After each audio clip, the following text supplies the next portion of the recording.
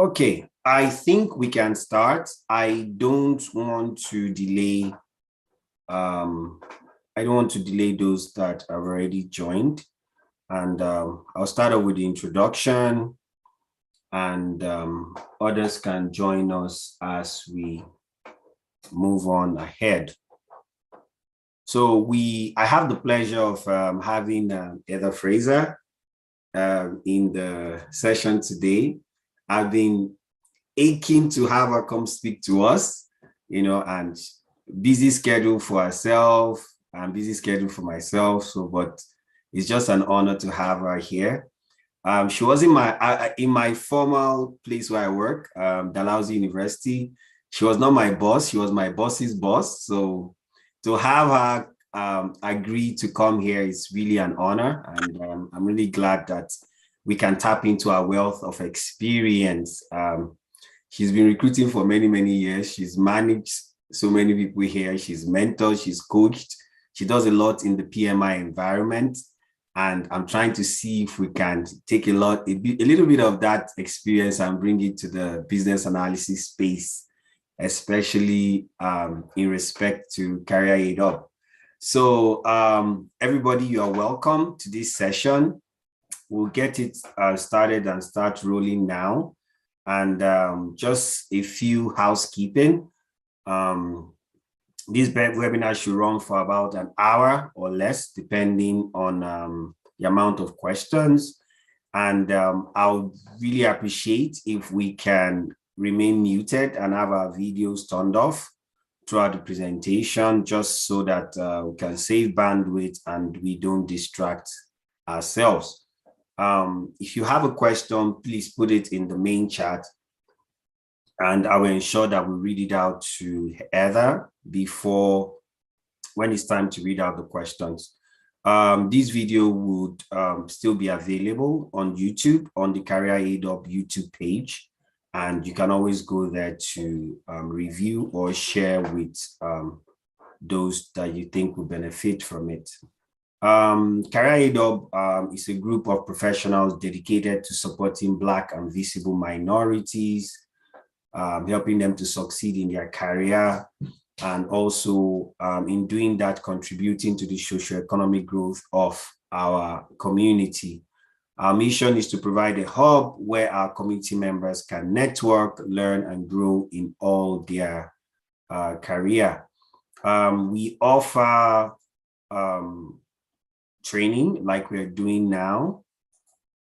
Let me just minimize this a bit. Yeah, so we offer training. We also offer coaching and mentoring services. We started from the Kishan Goodman Library, and due to COVID, we had to move online. We also help with resume reviews, mock interviews, which some of you have attended, webinars, and internship opportunities if those or when those are available. And our specialties in business analysis, project management, change management, agile, business intelligence and data analytics, and product management. So that's that for us. I would leave it to Heather now so she can take over the webinar and we can learn from our wealth of experience. Thank you, everybody. Thank you, Harry. Let me do this. It says that I'm not able to share my screen. I've actually enabled that. How's that? Nope. How's that? Oh yeah, beautiful. It's up now. Okay. So just so that you all know, I have the slide deck beside me. I'm not being rude if I'm looking aside. I'm here by myself. There's nobody distracting me. You have my full attention. I am just working from two screens. So I think the honor is all mine of being here. Harry talked to me about this a long time ago before he left Dalhousie. And as I grabbed his ankles and tried to prevent him from leaving us, he asked if this is something I would be interested in doing. And of course it is. This is something that I love to do, is to meet new people and talk about my experience and your experience and the Canadian experience. And, you know, I've been doing this for a long time. I'll I'll do a quick run through of who I am, and then I've got some slides to share with you. It can kind of look overwhelming. There's a lot of words on them, but I'm going to talk through them. And really what I'm trying to do is create some conversation pieces so that you can ask questions and we can have a little chat after that. So yeah, my name is Heather Fraser.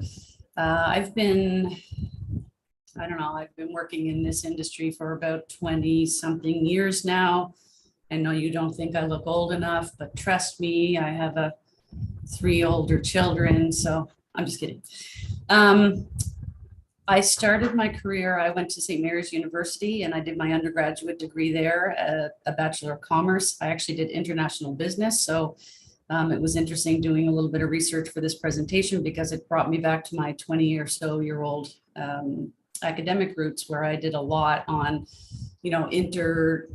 international differences in culture, and I did a lot of study on that. But anyway, I spent the first part of my career doing project management in the print industry. So doing like travel and tourism magazines of all things for different parts of Canada.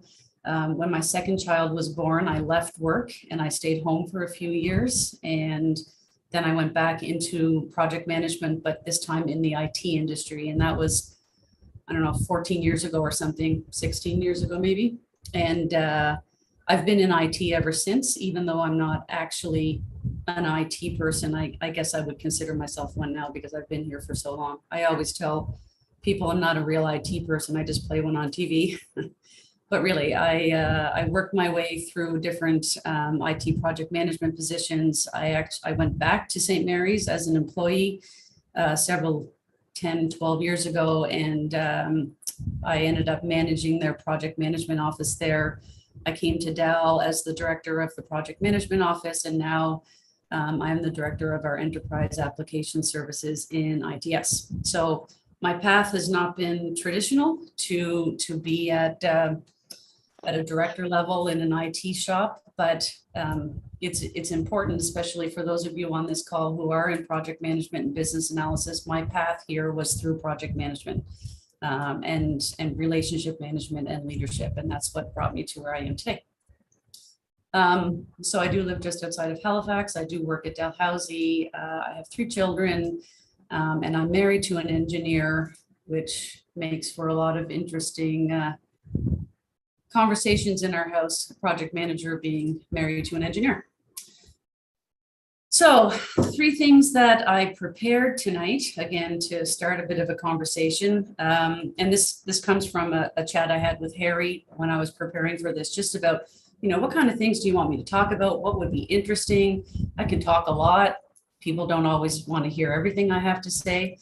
And I know some of you are currently employed in Canada. Some of you are looking for a job in Canada. So I've kept this kind of high level and treating it as tips and tricks just for landing a job, thriving in a job in the Canadian workplace culture. We're also going to talk a little bit about some myth busting in the Canadian workplace. And it's really just, I'm going to go through some kind of top 10, cultural values, cultural norms that you would find in the Canadian workplace that you might not find in a different country, or might be wildly different from the country that you are coming from. So, and then at the end, of course, any questions that you have, I'm happy to talk through those. Okay. A lot of words on the screen. You don't have to read them all. I'm going to talk you through it. So the first step, obviously, is applying for jobs. I am keeping this really high level. Harry and I talked, even before he left Dal, when we were talking about this, and I have hired. Yep. Oh, no. Was there a question there, or? No, sorry, that was someone came up, but we've taken care of that. Thank you. Okay, no problem. So I've hired a lot of people in my career. I've interviewed so many people. I can't even tell you, through a lot of different positions that I've held in management and leadership. And I've read probably 1,000 resumes. Harry asked me a long time ago if I would be willing to speak to things that I look for as a hiring manager, or things that are important in this environment when you are applying for a job. in IT or in, the project management or business analysis field. So if you can focus on the five W's, if you've ever heard of that, the who, what, when, where, and why, focus on who you are. Employers really want to know who you are, not personally, not all your personal information. We're going to talk about that a little bit later, but professionally, because if you're looking at jobs and you think, okay, well, there's 25 jobs that are posted today, I'm just going to apply for all of them. Just going to throw my resume in there. Something is bound to stick. Employers really want to know, why did you want to come to Canada? Did you bring your family with you? What is important to you in a job? What have you spent your career doing? What are you passionate about? They really want to know who you are, what you're looking for in your next role, how you're building your career, what you're really passionate about, what you're really good at. Try to find ways to have that come through in your resume.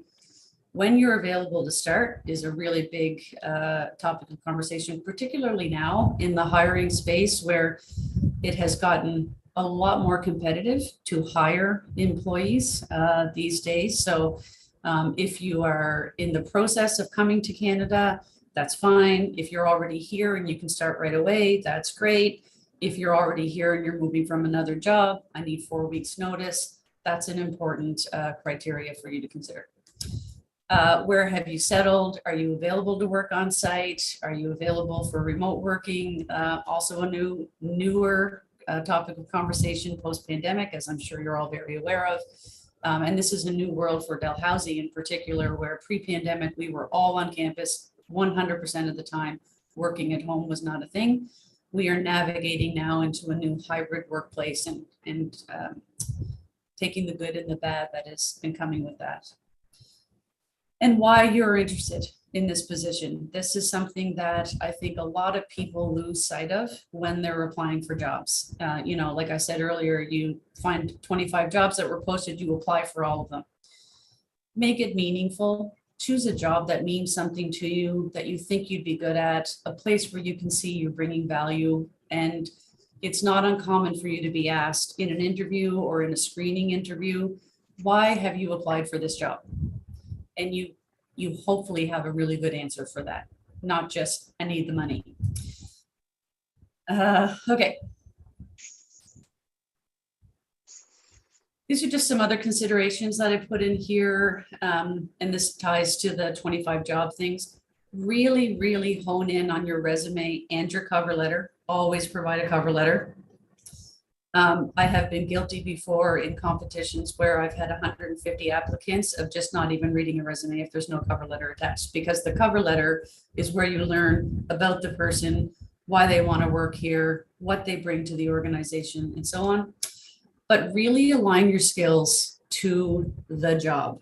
So if you're a project manager in banking and you're applying for a job as a project manager in IT, there's a lot of transferable skills there, and highlight your project management skills.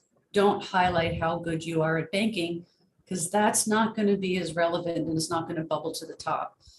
Make sure you can present yourself in a way that the person reading your resume can see, oh, I see how they've connected into this job description. They know what this is about and they want to come work here.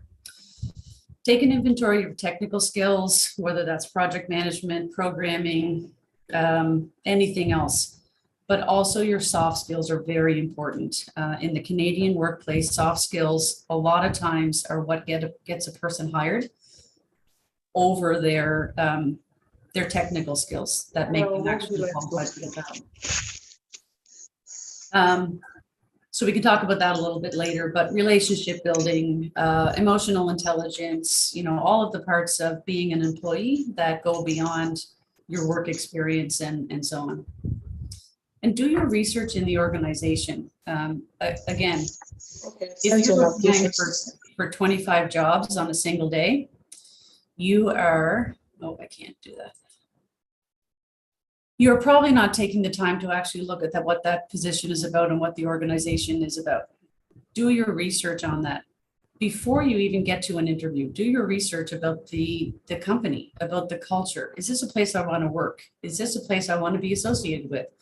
do they share my values? Those are important things for you to ask yourself before you apply for a job. Okay, so you've applied for the jobs, you've got an interview. And if you did all of those things right, you're probably going to have more than one interview. These are some tips and tricks of areas where I've seen people, whether they have immigrated to Canada or they're native born Canadians. These are tips and tricks for anybody going through an interview process. And I've seen some of these done really poorly, which is why they bubbled to the surface when I thought about putting this together.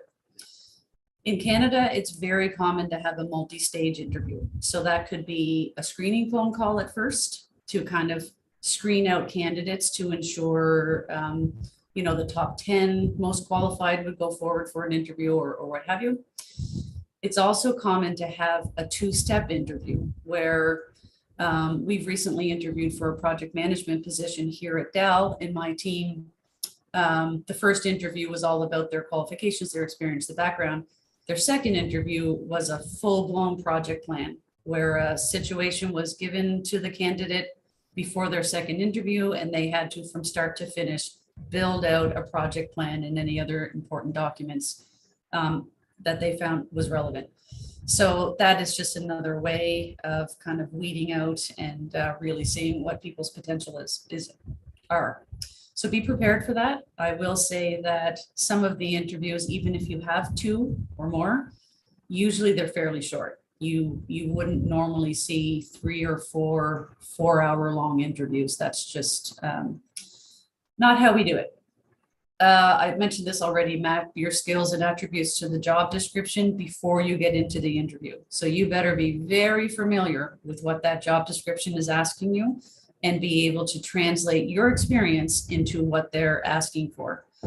And if you've done that in advance, your responses will come out far more naturally because you're in the right mindset of what is in that job description and how do I map to that. Be concise. Most interviews that we do, and I think this is fairly normal in this environment, they're 60 to 90 minutes long. And we have anywhere between 10 and 15 questions. So if you do some quick math on that, you've got a few minutes, up to 5 minutes to answer a question. This is a skill test, actually, because if you know your stuff, if you've mapped your skills to what we're looking for, and you're confident, you've managed your soft skills, all of those things, you should be able to answer a question concisely in a few minutes. If you don't, and you don't know what you're talking about, and you start to panic, you get very nervous, which happens to everybody, then your answers can become long and drawn out, and the interviewers have a very difficult time deciphering what you're trying to show them. Prepare yourself for common questions. I can guarantee you will get some of these. What has brought you to Dalhousie University? Tell us how your skill set has mapped to this job. Why Dalhousie? Why now? If we asked your former coworkers what your 3 greatest strengths would be, what would they say? Those are very common questions. You can Google those, you can look them up. Usually you're going to get at least a couple of those. And those are kind of some quick wins that you can be really prepared for and can kind of build a little bit of confidence in a situation that most people are nervous through. Come with a list of questions for the interview. This ties back to doing your research beforehand. You want to show them that you want to work there. And the questions can be as detailed as how many people work in this team and I don't know. You could do anything around the organization. You could talk about the, company projects, the politics of the company, not politics, but the kind of culture and internal mechanisms of the organization. Just come prepared with a list of those. Even if you have 10 and you kind of decide through the interview which 2 or 3 you're going to ask, it's really helpful to show the interviewers that you're engaged and that this is a place that you want to work. Be on time. We're going to talk about that in one of the myths a little bit later. It's very, very important. If you're 15 minutes late for an interview, chances are you're not going to be interviewed. So if I had a lot of time in this presentation, I would give you real world examples of all of these things that I've experienced gone wrong. But we don't. But if you're curious later, ask me some questions about it. Address all interviewers equally. I've had situations where a candidate has come into the room and it seems they're trying to determine who the boss is in the situation, and they'll guess wrong, or, you know, just treat everybody equally. It doesn't matter in that interview who's the boss, what department they're from. The important thing for you to know is that they're all part of that interview panel because they have relevance in the position that is being hired. So I would just come in, greet them all equally, and not really pay as much attention into the hierarchy or other positions that are in the room with you, which is a hard thing to do sometimes. And the final one is just kind of a logistics thing for every person applying for a job. Make sure you know where you're going. Make sure you know how long it takes you to get there. If you don't have a car, make sure there's a bus or an Uber that can get you there on time. I've even done myself. For a place that I was interviewing for and I wasn't quite sure where it was, I went the day before and I made sure I could park in a place. If you take care of all of that, it's going to make you feel hopefully less nervous by the time you get there and get started. Okay, we're rolling right along here. So you've applied for the job. You had a stellar interview. Everyone loved you. You were the preferred candidate. Now you've got this job. And sometimes maybe that's not what you were expecting.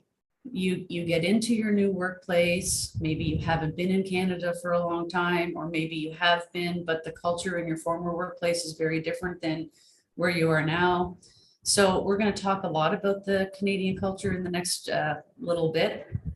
But these are just some tips and tricks that can help you get the best out of your new job and to thrive in your new environment. Always keep in mind that the culture in Canada is different than every other country that you have lived in or worked in. There's a couple of pretty big ones that, again, we're going to talk about after.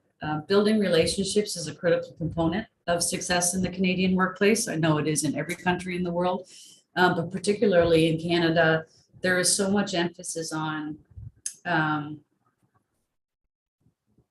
positive relationships, soft skills, being able to foster and nurture relationships, having a positive work experience with those that are around you or that you work with on a regular day. Another important thing that will help everybody starting a new job is to ask questions. In this culture in particular, people love to help. We are really polite and we are really helpful. Ask questions, ask for help. Say, I've never done this before. Can you show me how to do it? There's no shame or dishonor in doing that. In fact, it's encouraged. I know for the folks that work in my team, I would much rather them come into my office and say, that thing you asked me to do, could you just run through that with me? Because I've never done it before and I want to make sure I do it right. I would much rather that than them sit at their desk for 8 hours, worried that they don't know how to do something. So ask questions, ask for help, start embedding yourself into that environment. Build a picture of what your new workplace culture is and figure out how much you want or need to adapt. And we're going to talk about this in the next slide, I think, just a little bit as an intro to the myths section. But what I mean by that is, you know, there are cultural differences regardless of where you come from, whether you're coming from outside of Canada, from a different province into Nova Scotia. Even within Nova Scotia, there's cultural differences. I'm from Cape Breton Island. When I moved to Halifax, there were differences there. So get an idea in your mind of that culture, how you align to that. Does it align with your own values as an individual? And how much of your own culture and identity do you want and need to adapt to that? And we'll talk about more about that in a little bit. And like I said a moment ago, is that job what you thought it was going to be?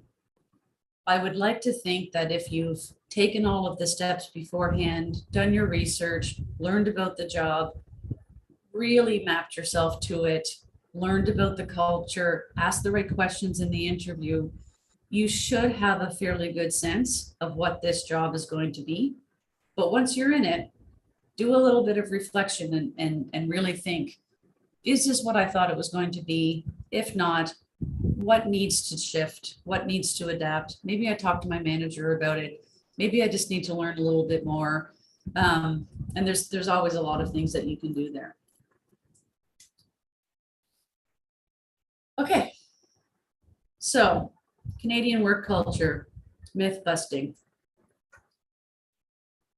You don't have to read this whole quote. Well, you can if you like. It's an interesting one. It's from an article in Maclean's magazine that's probably about 10 years old now. But I used this article in one of my MBA courses a couple of years ago because it talked a lot about multiculturalism and how Canada has traditionally positioned itself as a mosaic, in contrast to America being a melting pot, where people come into the country and they're forced to assimilate into the American culture. I can't speak to that. I've never worked in the United States.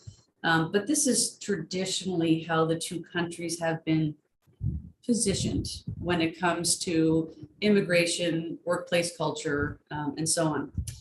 In Canada, this mosaic concept came about around the 70s, and it was based in political culture. The politics at the time were that, the politicians who were trying to gain power in the country were trying to accomplish two things.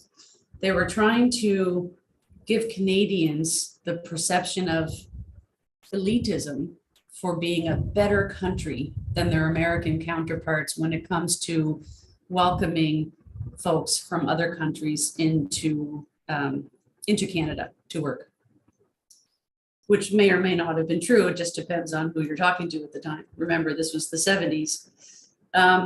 The other thing they were trying to accomplish was for immigrants who were coming into Canada, they were trying to position this to gain political favor and have more people support them as they're coming into the country.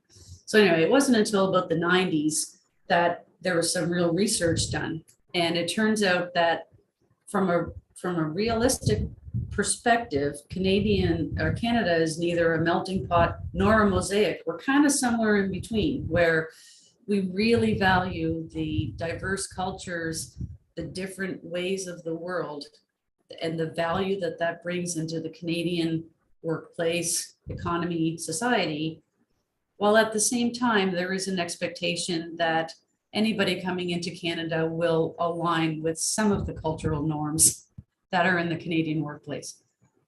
Maybe that's a case of you're damned if you do, you're damned if you don't. But I just thought that was an interesting article when I read it those few years ago. And so I did bring that into this because it kind of lines up with the myth section that I'm going to talk about next. If anybody wants to read that article, I can send out the link to Harry after the fact, but you can find it in Maclean's. Okay. So now what we're going to do is go through 10 myths. I don't know if they're all myths. They might be. And I had to word them in a way that they were myths. So some of them might be kind of silly, but really what this is about is 10 Canadian cultural workplace norms that some people might not know exist when they come to Canada or they're preparing to come to Canada. Myth number 1, Canadian workplace culture is every man for himself. That is not the case. The emphasis when you're working at an place of employment in Canada is team before individual. If you've ever heard the expression, there's no I in team, I'm sure that was born in Canada, because that is how all of the work is done. And so as a manager, I am more interested, well, before I say this, I'm interested in the success of those who report to me, but I'm more interested in the success of the team. There's a very high value placed on an individual's ability to work within a team. So that ties back to your interview skills as well. You need to be able to demonstrate that you can thrive in a team environment. I had an interview with a man one time where the question was something about, what is your preferred work environment? And he said, I like to work by myself with my door closed all day long. So that didn't fly very well because the position he was being hired for or interviewing for was an entire team-based structure, and the success of the team was the most important factor. So participative and collaborative management and leadership models. If you ever want to read a whole lot of boring theory, read about Canadian leadership, soft skills, approach leadership. There's a lot in there, but it's really how things work when you're working in a Canadian organization. Busted that myth. Myth number 2, Canadians love to share personal information. This is not really true to an extent. I mean, just at the beginning of this conversation, I told you all a little bit about me, and I have 3 children. That's not the kind of private information I'm talking about here. Topics like your health, your marriage or marital status, depending on the situation, how much money you make, how much money you have, how much your house cost, religion. There are a few topics that you will find, if you haven't already, Canadians tend to not talk about. Definitely is seen as private information. And that doesn't mean to say it's never talked about, but usually that is something that comes in the form of strong relationship building. You've worked with somebody for a long time and you get to know each other really well to a friendship level. That's a different situation. But on day one, when you come into an interview, I would tend to avoid these topics. I can't speak to why that is that way. When you really think about it, it's kind of weird. These are human elements that are attributed to every human being on the planet. But this is basically a cultural norm. Try to not talk about those things or ask people about those things. Oh, your face is really pale today. Are you sick? You look terrible. Or I heard a rumor that your husband's a bit of a jerk. Is your marriage on the rocks? Wouldn't want to ask anything like that. And that goes the other way as well. Do not put your personal information, anything along those lines, on your employment documents. Of course, when you are hired, there's personal information that has to go into your employee file. That's not what I'm talking about. But I've had resumes that have come into me with 20 lines of personal information, marital status, religious views, sexual orientation. I'm not kidding. It was all listed on a person's resume. And I thought it was, on one hand, refreshing because not every culture is as inward as Canadian culture is, but definitely not necessary. And in some cases could cause offense if that comes in. So just keep in mind some topics in the early days are a little bit off limits. Myth number 3, rank and titles rule. I know in a lot of cultures, hierarchy, titles, your rank in an organization is the be all and end all. It's not as much here. I kind of combine 2 different things into this, but and it in other cultures, I know it's a way of showing respect, as if you address somebody by their formal title. Also not so much in the Canadian workplace. I don't think I've ever been addressed by my title since I started working at Dell. And that's because people call me Heather. It doesn't matter where in the organization they fit or I fit. My name is Heather and that's what they call me. We don't go by titles. The exception to that would be in a more formal situation. I put Dr. Saini on here. He's the president of Dalhousie. If I walk into a meeting with Dr. Saini, I'm going to call him Dr. Saini, but I'm not going to call him president and vice chancellor of Dalhousie University. So we don't put a lot of stress or values on titles, particularly when addressing somebody, like I just said. And it's not necessary or actually appropriate in most situations to behave subserviently to somebody who's on a higher position than you in the hierarchy. even if there is a hierarchy in an organization, it's very uncommon for you to change your behavior based on where you fit, and who is above you. So we busted that myth.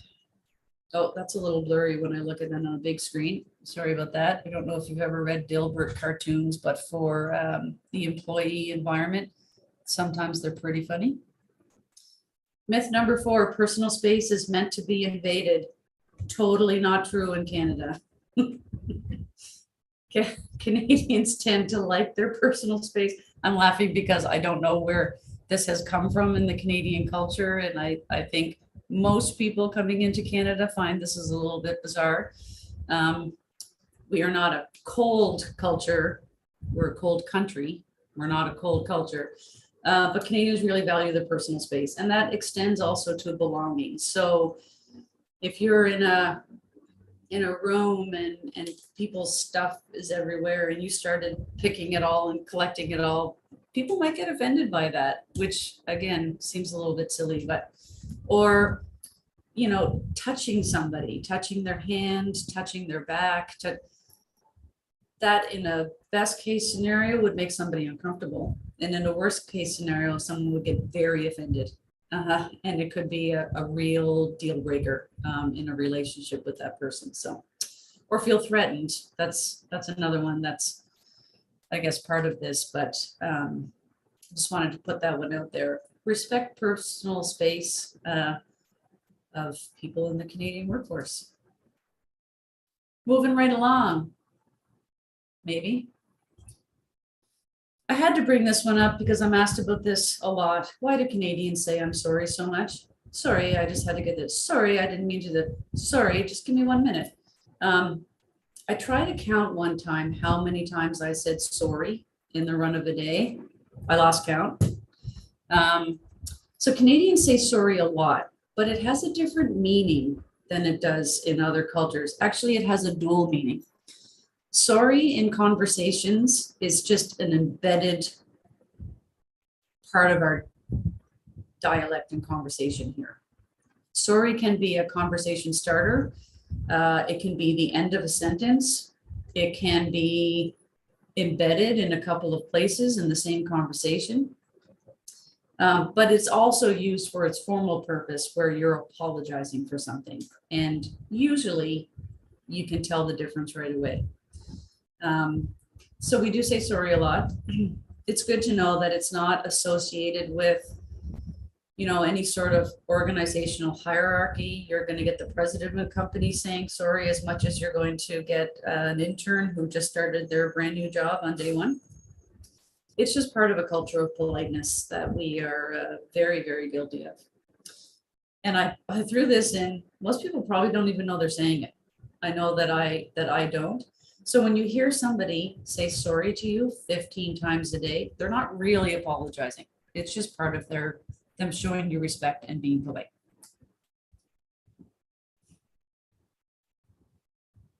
Okay, this is a big one. This is where I find there's a big cultural difference in Canada and a lot of other countries, not just a couple. The myth is that work is everything. In Canada, work is not everything. It's actually really low on people's value list when you talk about the grand scheme of things. The things that are more important than work are your family, having time to relax, your mental health, me time, which for those of you who don't know what that is, it's just time by yourself to do things that you like to do, even without your family. Having a job that fits your life. And this is, again, I'm going to keep tying this back to those earlier parts of the session where I said, really look at a job. Is that something you want to do, or is it just a paycheck? If it's just a paycheck, you're probably not going to be as happy as it is if it's something that you really, really are passionate about. So it's important to keep this in mind, because if you're new to Canada or you're just starting your first job in Canada, this could be a big adapting point for you to remember. I don't have to work 75 hours a week. It's okay that I go home at the end of the day. It's okay that I miss a meeting to go to my son's graduation, because that's more important in my life. It's okay for me to schedule vacation when I need to take vacation with my family, and so on and so forth. Of course, that's within reason. It doesn't mean that every Canadian is out there just blowing off work and all that kind of stuff, but it is just a general part of the cultural norms here that it is family first, health first, mental health first, take a break. And that for those of you who are managers or you're interested in being managers and that's on your career path, this is something that's really important to keep in mind. As leaders and managers, we want to be able to foster healthy, successful employees in the workplace where they know that they're valued and they know that their employer cares, that they have a proper work-life balance and that work isn't everything. Okay. Yep. Myth number 7, your opinion doesn't matter. We'll bust that myth because your opinion really matters. People always want to hear what you have to say. You don't have to be in a certain rank in an organization to bring an idea to the table. If someone asks you your opinion, they really want to know the answer. They're not just humoring you. Your opinion is as valuable as anybody else in the organization. That's a real thing. So don't be afraid to speak up in meetings. Don't be afraid to put your ideas forward. People genuinely want to know. That doesn't mean that all of your ideas are going to be what happens, but it's just fosters a collaborative and team working environment when people are all kind of throwing things into the circle. And that ties into that teamwork culture that we talked about a few minutes ago. Myth number 8, being on time is for suckers. This is another really big one. Punctuality is one of the highest values I think you will find in the Canadian workplace. And that goes beyond the workplace. It happens in school as well. I remember being in school, and if my teacher or my professor was 15 minutes late for a class, the class walked out because it was just expected that you're on time or this isn't happening.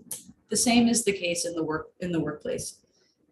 If you're running late for a meeting, of course, you send a message ahead and say, I'm running late, I'm caught in traffic, my car broke down, whatever. That's more acceptable. But if you just stroll into something 15 minutes late, chances are they'll have left by then. So that's more than just the interview, which I would argue is one of the most important times for you to be on time. But being on time, respecting other people's time, it's a really very high valued part of our culture here. And if you're late one time, or if you're late chronically, it's a serious sign of disrespect for your peers, for your employer, for whoever it is that you are late to meet with. We're almost at the end. Myth number 9, it's rude to be direct and honest. Not true. In this culture, it's better for you to give an honest, direct answer to something. Don't be a jerk about it. But if I say to you, should we go with this design or abandon it altogether? Give an answer. Don't say, well, maybe, I don't know. What do you think? The polite rudeness is an actual thing in Canada and it's acceptable. So if you want to know my opinion or my answer on something, ask me and I'm going to give you an honest answer. Again, doesn't have to be rude. It doesn't have to be disrespectful. But it is actually showing a sign of respect when you give somebody your honest opinion or an honest answer to what they're asking. And finally, in Canada, there is equality for no one. This is the final myth that we're busting. Equality is ingrained in the Canadian culture. Despite all that stuff that happened in the 70s, Canada is a very welcoming place. We'd love to have all different cultures, all different races. I think it's what makes Canada so strong is that we do have that in the workplace, or even outside of the workplace. It's actually illegal in this country to discriminate based on age, gender, sexual orientation, race. It's against the law. And there is a culture of respect here that is, I would say, paid to human beings, regardless of who that person is. And I have found that through my entire career. It's not happened very often that I was discriminated against for being young or for being a woman, or whatever the person didn't like about me. But for the most part, this is a workplace where people are respected for who they are, not any of the other attributes about them. Follow the golden rule, treat others as you'd like to be treated, and that will get you far. So that's all our myths. Last section is just, if you have any questions for me, it could be on anything that I just spewed out to you as fast as I possibly could, or anything else that you just genuinely want to know about. Wow. Thank you, Heather, for that. And there are some of the myths that you busted that made me laugh, but I just couldn't distract. So it was really quite interesting. The sorry one was something that really catches my attention. Also, as a Nigerian, also Canadian too, we say sorry a lot. But we say sorry in a different context. So right. Maybe something happens, someone gets injured or something, we say sorry. And I hear Canadians say, oh, but it's not your fault. I'm like, I know, I'm just saying sorry just to sympathize with you, So I do understand that sometimes you say sorry, but it means something completely different depending on the culture that you are in. So I don't have any questions, but I can open the floor up if anyone has anything to ask Heather. I like a title, Ask a Canadian. So if you have something to ask, she's very willing to answer. Let me see if I have any hands raised up.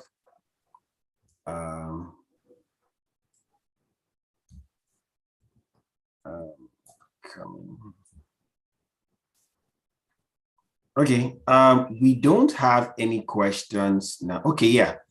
T4, I know your name is not T4, but you can unmute yourself and ask your questions. Hi, good evening. Hi. Yeah, this is Tony calling from Moncton in New Brunswick. Hello. I must apologize. I came in a little bit late. I got the invite just as it came around.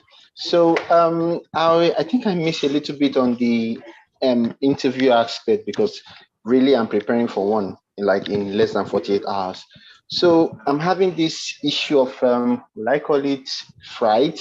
I feel scared, fear of rejection or fear of not being capable or being adequate enough to meet the possible questions that I could be asked on the interview stage. So I'm kind of looking for a kind of a confidence boost and what I need to do to boost my confidence on what I'm going out for. That's just about it. Thank you. Okay. Well, I can start by saying you're worth it. You'll do it. You're going to do great. I don't think that's what you were asking me for. So part of what we talked about when we went back, I can go back to the interview part just in case.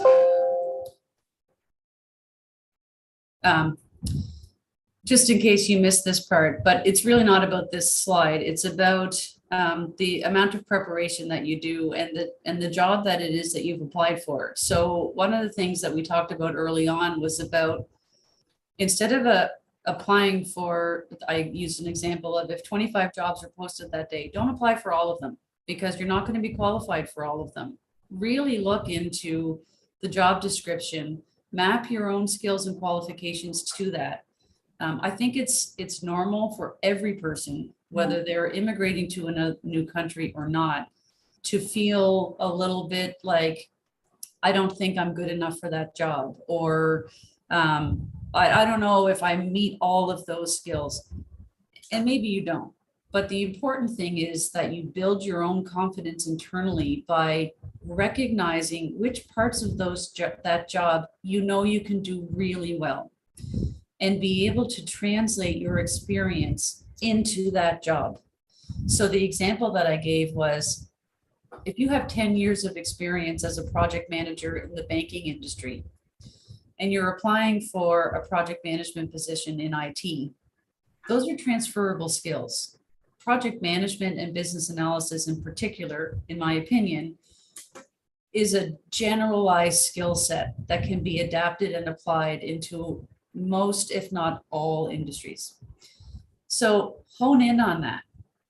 Look at the job description, do your research on the company, know what they're about, try to get an idea of what their values are, so that when you are answering those questions, you have really prepared and done your research on yourself to say, they're going to ask me questions about my experience managing a high-level technology project, if this is the IT job.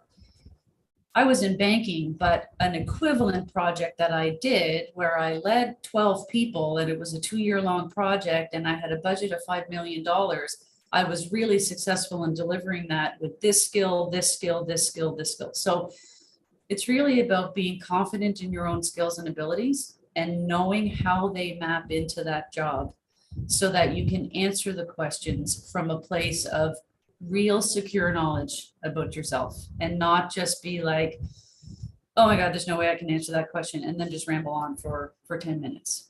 Does that help? Yes, that did. At least I have like 24 hours to put myself all together so that I can be well prepared for that. Thank you so much. I appreciate it. You're welcome. Okay, thanks, Heather, for that. We have Sandra. Sandra, can you go on with your question? Sandra, you are still muted. Oh, sorry. Thank you, Heather, for that wonderful session. I just wanted to ask a follow-up question in the information we just got from this wonderful session.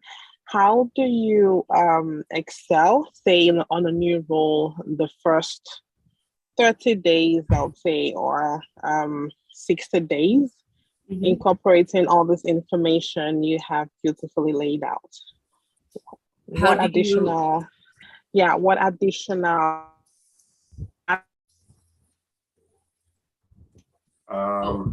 You've broken up a little bit, but I think what you're asking is, how do you excel once you've got the job in your first 30 to 60 days? How do you thrive there? Sandra, your line is breaking. Really breaking. I think there's a lag from my end. But Sandra, I think Heather got the question, so she'll answer it now. Yeah, I did get the question. So, you've gone through the interview, you got the job, and now in your first couple of months, for a lot of people, that's a scary place to be because it's a new organization, it's a new culture you're not familiar with, but a couple of things to keep in mind. You got the job, so that hopefully gives you confidence to at least walk through the front door in the first couple of days of your job. You were the successful candidate over lots of others who also interviewed for that same job. That means that the organization wants you there, values what you bring to the table, and is looking forward to bringing you into the team. So in your first month, I think the best possible thing that you can do goes back to some of the other, this is just a very short list of ways to be successful in those early days, but I would focus a lot on the asking questions, asking for help. Like I said earlier, it's a cultural norm that people are going to start in a new place and they're going to have 1,000 questions.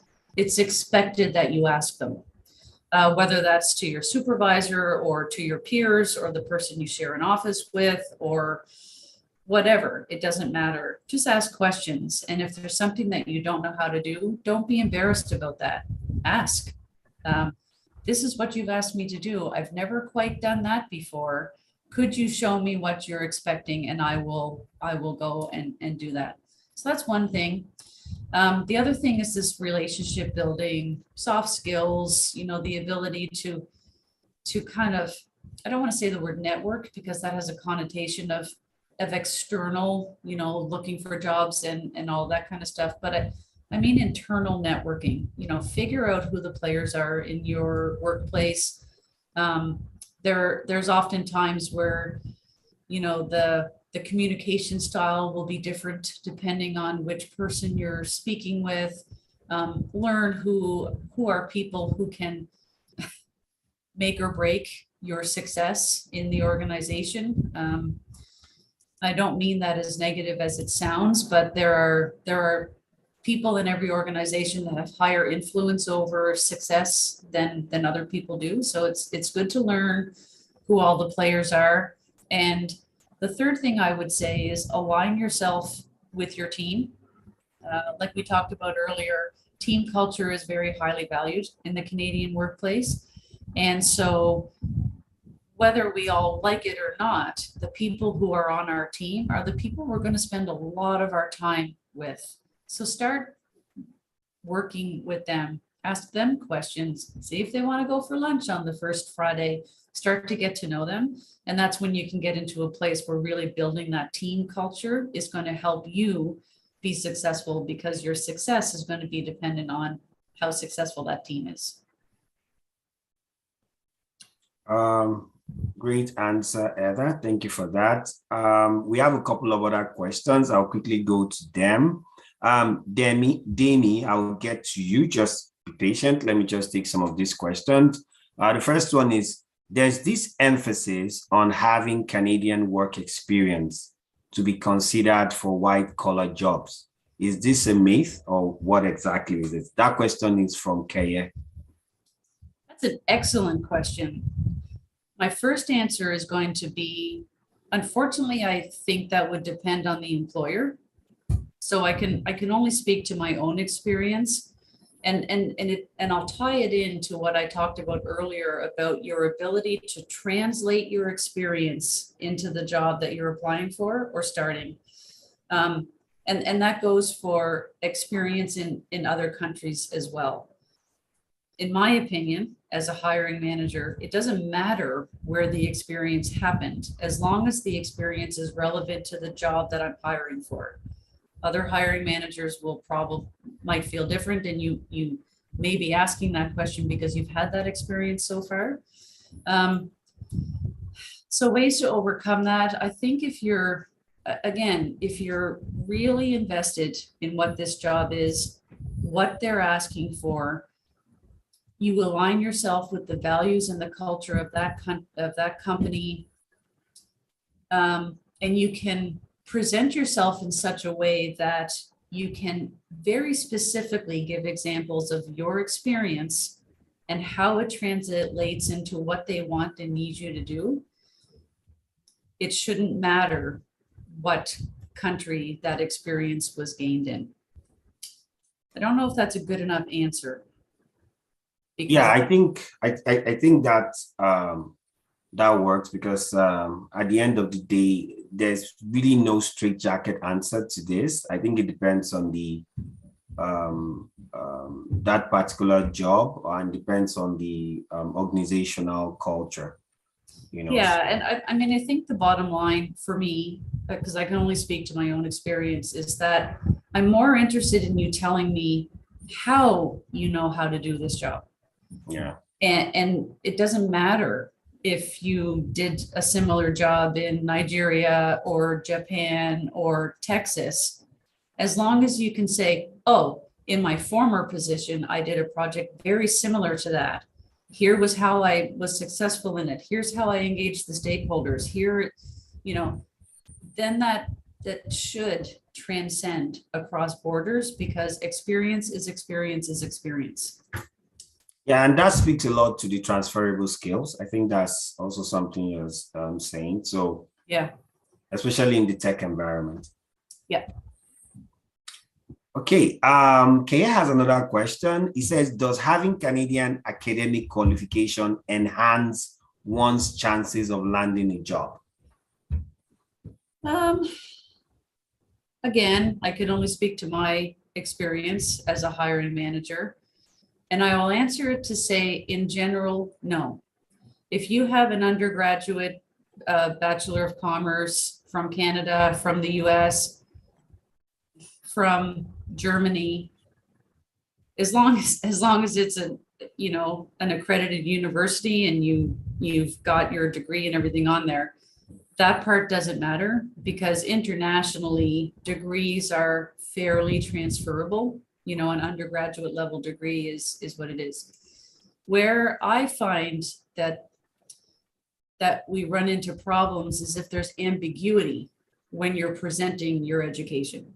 So, sometimes a job will ask for a master's degree or equivalent, or, something along those lines. It's important in those situations that if it is an international program or academic accreditation of some sort, that you can outline exactly what that is. So it doesn't have to be from Canada, but the hiring manager needs to understand what that education is and just take the ambiguity out of it. And there's been a lot of times where I'm reading a resume going, I don't know if this person has a degree because of the way they've presented it, or, and then other times a person doesn't have a degree, but they very clearly articulate, I've got a diploma in this from this college. I have a certificate in this from this place. And this is what, being clear and really documenting your education is more important to me than the country that the education comes from. Beautiful. So would you say, just a follow-up question to that, would you say if on your resume you should have your qualification, maybe the university and the country, or you think that really doesn't matter? Taking out, should there really be the country there? I guess it depends. I don't think it helps or hinders either way. But again, this is my own perspective, so keep that in mind with everything. I'm not answering for every Canadian employer. Yeah. I'm answering for how I review these things, but definitely to know what the university is. And sometimes it helps, like if it's a university that might not be familiar to the employer, to know where that is could help them kind of, again, that's just more information that will help them understand where the education is from. I wouldn't say it's a requirement though, yeah. Okay, great. We have another question. I have one more answer on that. Okay. In my opinion, what's more important than the country is when you did that degree. Oh. Sometimes people leave that out. And I'm not saying that a 25-year-old bachelor degree is not relevant.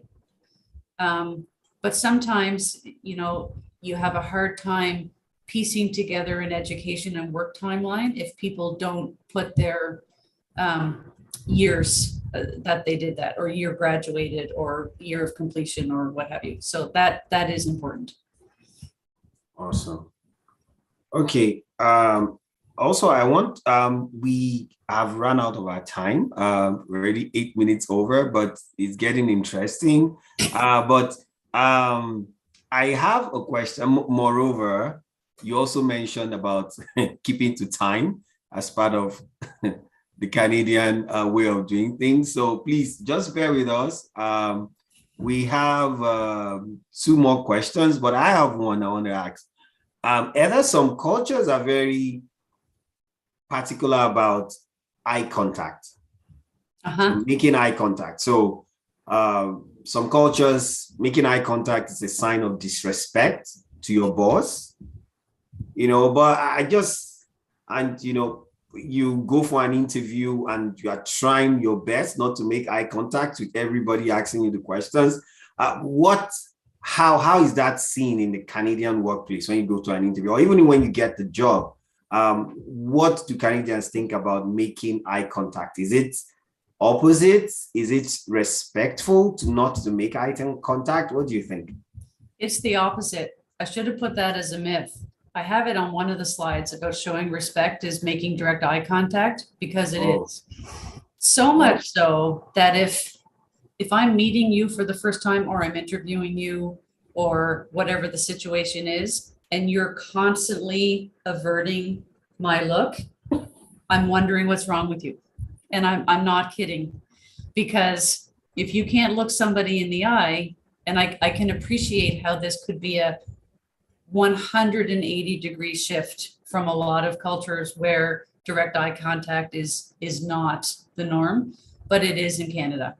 And so if you can't make eye contact, or you won't make eye contact with somebody that you're in a conversation with, in an interview with, not only is a sign of disrespect, but people will think that you're shifty. I don't know if that's the right word, but that you're something, hiding something, right?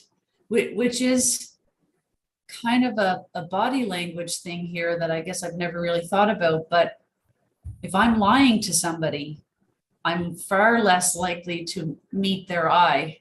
My children do this to me all the time, which is why I'm saying this. If my son is telling me something and he's telling me like this, then I know he's lying, because he's not meeting my eyes. So definitely, and if you're in an interview with multiple people, this is a skill that a lot of people have a hard time with, whether, again, you're an immigrant or you were born in Canada. If you're being interviewed by 4 people, practice this. When you're talking, shift your eye focus to all of them. It doesn't have to be equally spaced. It doesn't have to be a formula, but make sure you're connecting with each of them with eye contact, because then they know you're engaged and you're listening and you're present in the conversation. That's a big one. Yeah, and I'm glad I asked that. And you know what? I know we have other questions, but don't worry about my time. I actually thought this was scheduled until 9. So I've got tons of time. Okay, so let me take David's question. We have just 2 more questions, and after that, there was someone that raised he saw a hand. I just don't know who that is. If you still have a question, you can raise your hand and we can take it.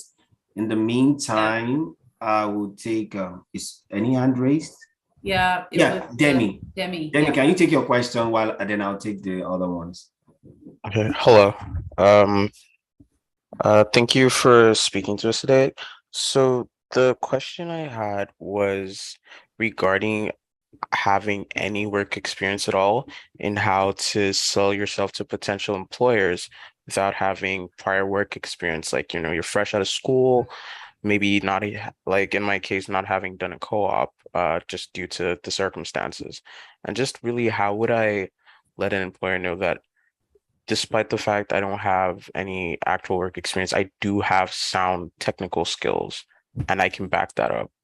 Yeah, so I think that's the quandary that most people fresh out of school face, right? Because you need experience to get a job, but you can't build experience without the job. And that's just this constant circle that new grads find themselves in all the time. Some people just get lucky and they end up in an entry-level position or what have you, but that's becoming less and less common. So what I would tell you is apply for the right level of job in the first place. So oftentimes I will have people apply for a job that is looking for 10 to 12 years of programming experience, for example. Those are probably not the jobs that you want to apply for. And I have found a shift in, I'm going to be generalist here, just in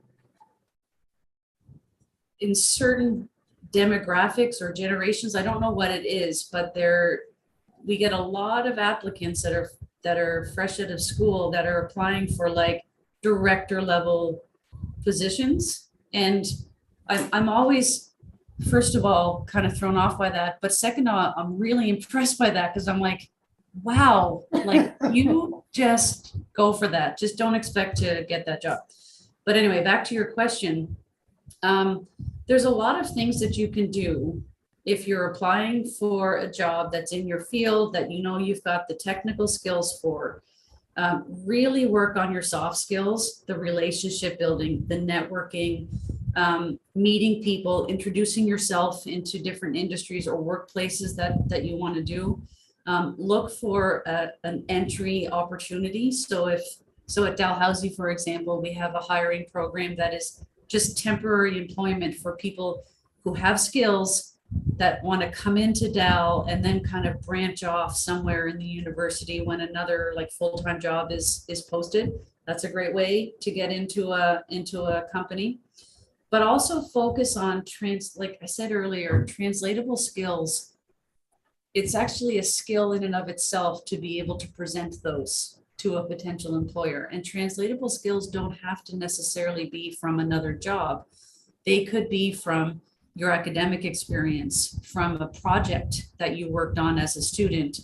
Anything that you can take and say, in my third year of this, I was responsible for a full term project where I managed a budget. I had to, anything that you can capture from your experience in general, whether that's a part-time job, an academic job, or whatever. Find ways to hone in on what's being asked in the job description and map yourself to that. I'm looking for somebody who has experience leading a technology project, blah, blah, blah, blah. In my fourth year before I graduated, I led a technology project that involved 27 stakeholders. I was responsible for these key elements. It was successfully delivered.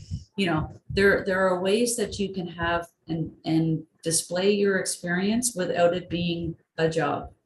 Because employers know new grads don't have 10 years of experience. What they're looking for is, are you teachable? How quickly are you going to learn this? What was your academic experience like? Do you have those soft skills? Are you going to be a good team member? Is your personality a good fit for this team? And that's that emphasis on the team culture. So anything you can do to sell yourself in those areas, and be mindful to apply for jobs that you know you can do. Great. Demi, I know that you got a lot of insights from that. If you have more questions on that, you could send an email to us, carrieraid@gmail.com. And if we need to talk to people in the industry and find a way to help, we are always willing to just find ways to help people that are trying to get some level of experience. Thank you for that, Heather. Now, let me go to the questions that have been posted. David said, if you newly get a project manager position or role, what questions can you ask your team individually to get to know them without sounding like you are intruding into their privacy? Well, don't ask their underwear size because they probably won't answer. So, sorry, but sorry, not sorry, not sorry. Canadian, sorry. But I'm sorry.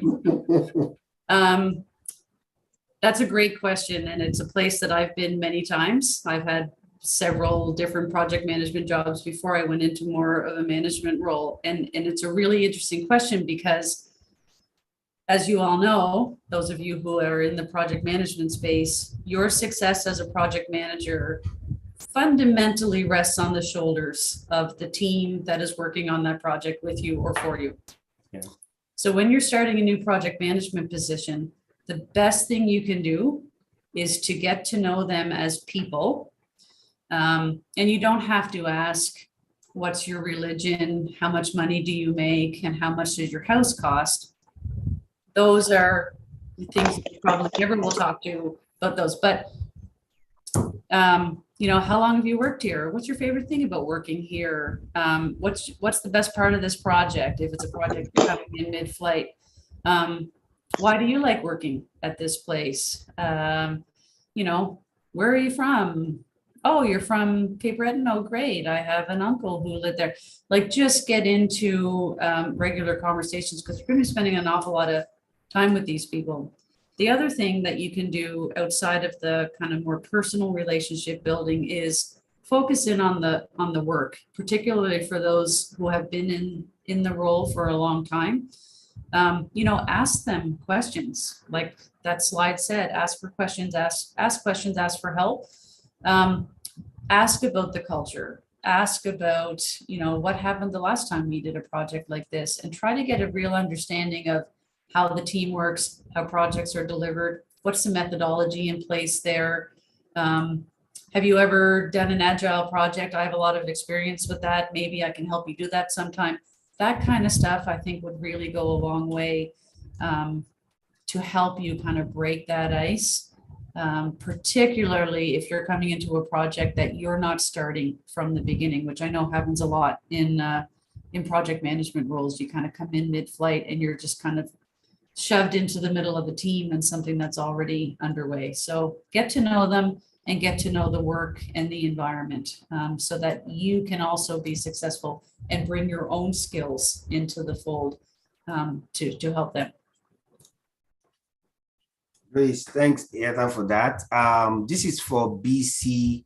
You were asking that Heather go to the first slide on cover letters, but I just want to say that this is on YouTube, so you can go watch it there. I don't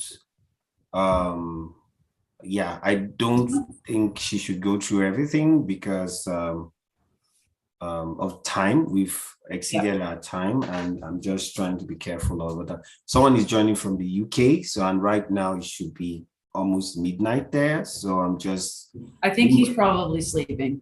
I hope not. No, I'm here, actually. So It's past midnight, by the way.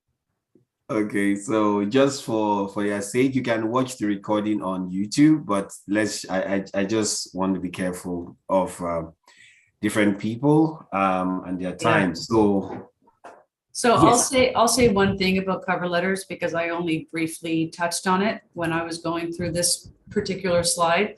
I'm not going to go through this whole slide again, to Harry's point, but just something to keep in mind is cover letters, in my opinion, are essential.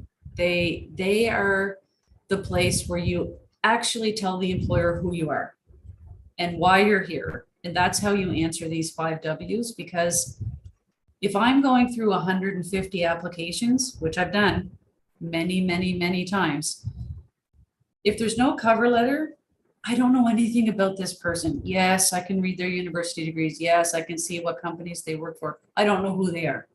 I don't know why they're applying for this job. I don't know why they want to work at Dalhousie.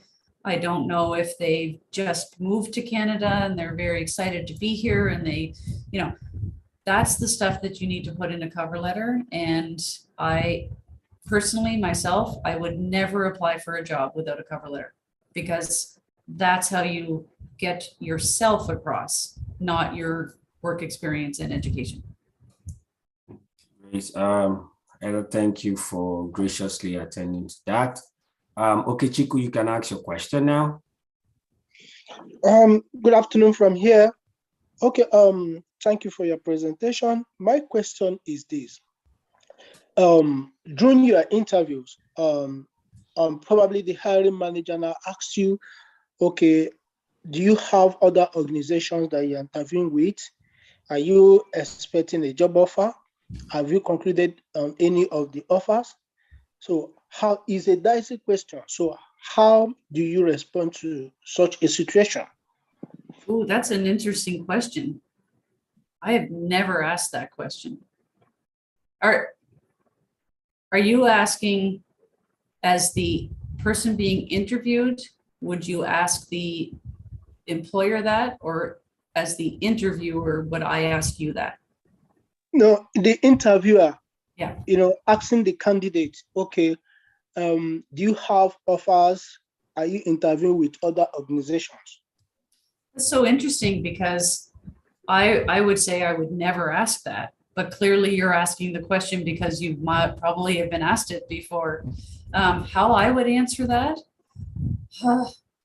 Well, going back to that slide about Canadians value privacy and personal space and all of that kind of stuff, my gut instinct is it's kind of none of their business. However, if you're going to be polite and professional, I think you would base that on the specific situation. So if this is a job that you would love to have and you just like, this is it, this is the job I want, it couldn't hurt to say that, you know, something like, I have applied for other jobs.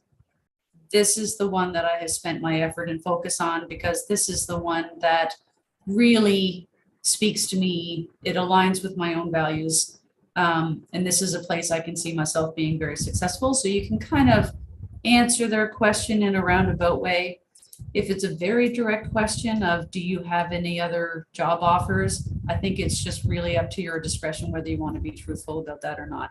I know that I talked about how Canadian workplace values direct answers and honesty, but I think you have to judge the situation on your own experience at the time. Have you been looking for a job for 3 months or a year? Or is this the first time you've applied for a job? There's a lot of nuance factors that would come into how you would answer that question.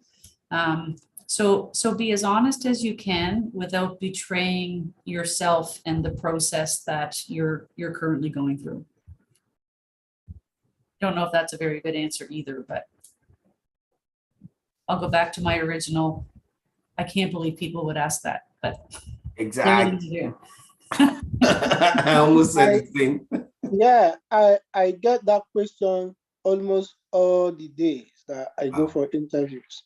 Wow. Oh, I do.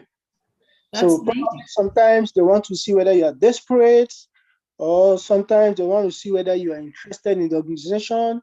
I love your response. To be honest, your response sounds very good. Okay, It's better to that's say, good. oh, fine, okay, I'm actually interviewing with other organizations, but I find your organization more interesting to me as it aligns more to my career path. I think that's a very good answer. Well, that's right. And you also have to be respectful and truthful to yourself, right? Because if you've applied for 5 jobs, you may be more interested in 2 or 3 of them, but at the end of the day, you still need a job. So you also kind of want to keep your options open, you know, because you might get 2 job offers from different companies. And at that level, it's up to your discretion whether you tell the potential employer that you have another offer. But honestly, that is more appropriate to come at a time where you're given an offer. Like if you interviewed with me and I was preparing an offer for you, that would be a good time to say, I'm also entertaining an offer from another company. Again, I'm passionate about this one. I'd really like to see what you're presenting, you know, in a respectful, polite, professional way. But I think that's a more appropriate time for that conversation to happen. Yeah. Awesome. Okay, sorry, can I chip in 1 or 2 things again, please? I know we are already. Okay. Okay, I don't know. It might also help someone in this group. Another question, another dicey questions they usually ask again is your compensation, your salary. You know, I feel when an organization is recruiting, a reputable organization, they already have a benchmark for their salary. So asking a candidate again, okay, what is their salary expectation? Most times when you go above their salary expectation, they don't call you back. And you go below the salary expectation, it looks as if you are too desperate. So in this case, how do you deal with that issue? I tell you, man, that is one of the hottest topics in all employment. It doesn't matter what country it is, but it's big in Canada too. So I consider myself fortunate that I'm a hiring manager at Dalhousie because every single job we post has the salary range in it. It's publicly available. Harry would know this. Yes. It's right there. the salary range for this job is $67,000 to $79,000 a year. Boom. If you want to work for this job, that's the amount of money that you're going to make. So there's really no real negotiation.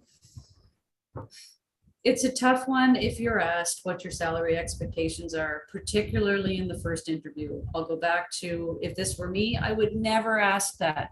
I don't think that's an appropriate time, but that's not what you're asking me. So what I have been asked that question before earlier in my career, and how I've always answered it is, I would expect to be compensated in the standard industry compensation for a job similar to this, with this number of years experience or whatever, which some people might not be happy with that particular answer. But like you said, if you say, I'd like to make $120,000 a year, they're going to say, oh, we can't hire this person. If you say, I'd like to make $50,000 a year, they're going to say, why aren't they asking for more money or whatever? So it's important to try to find a place in the middle, try to follow some sort of standard if that's applicable. I know the Project Management Institute issues an international or global salary survey.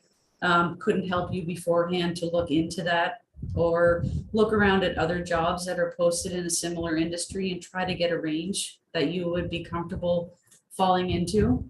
I would just avoid saying things like, I wouldn't take this job for less than $70,000, or, kind of in an ultimatum type of way, but make it conversational, and wherever possible, look at what else is happening with similar jobs in the industry. Beautiful. Thank you, Heather, for that. I was just about to ask that question on salary, so you've handled that. We don't have any other questions, and I think, okay, one more is it okay for a recruiter to ask about your current salary? Is it legal for a recruiter to ask? Is it appropriate? So I don't think it's illegal.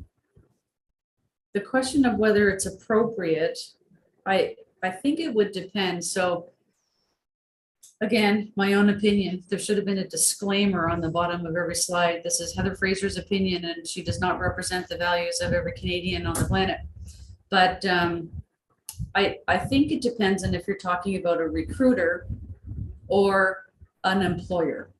So if it's a recruiter and you're working with them, for example, I don't know if that's the situation you're talking about, but if I'm working through a recruiter to help find employment for me, that's appropriate to talk about what your salary expectations are, because they are going out and looking for jobs that would be suitable to bring you to. So if you are looking for a job that your last job paid you $80,000 a year, and you know that that's where your family and lifestyle and everything else is going to align with, that's an easy conversation to have with a recruiter. At the employment/interview level, it's a little bit different, because I don't think it's appropriate, as if I am as a hiring manager says to somebody in an interview, what did you make at your last job? That's not appropriate. And then that kind of gets into this borderline area of the personal space, privacy of information thing, where people generally tend to not talk about their salaries here. I lived my entire life, I never knew how much my father made. My children don't know how much money I make. That's just kind of the way we do things here. And so if it's a direct contact that is aiding in your employment prospects, yes, that's an appropriate conversation. If it's a prospective employer, no, it's not. I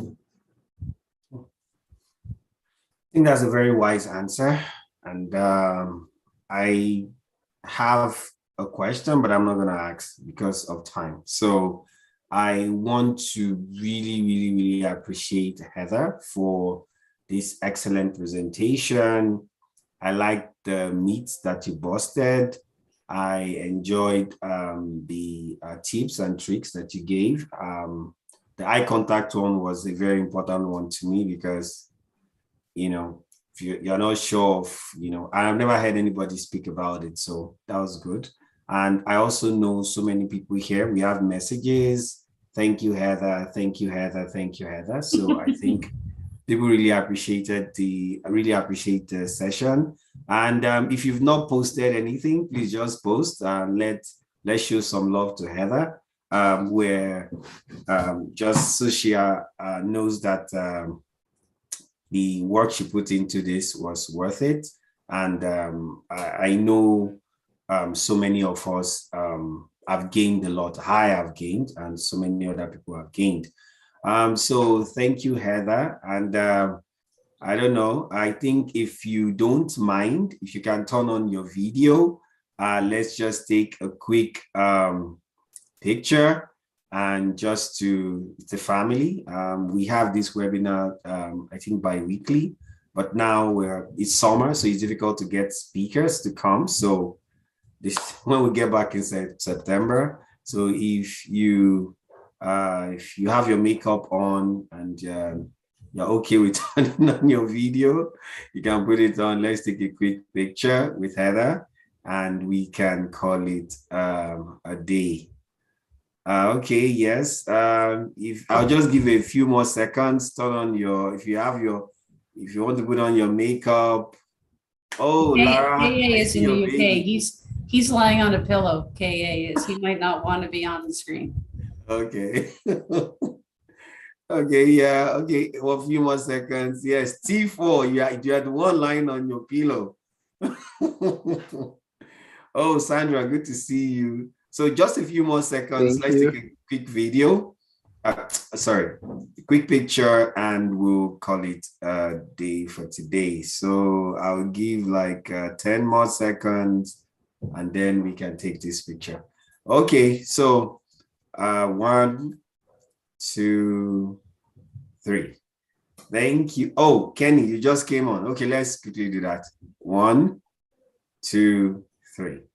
Thank you, everybody. Thanks for joining. And you get our emails. And I'll leave the last word to Heather. Thank you, everybody.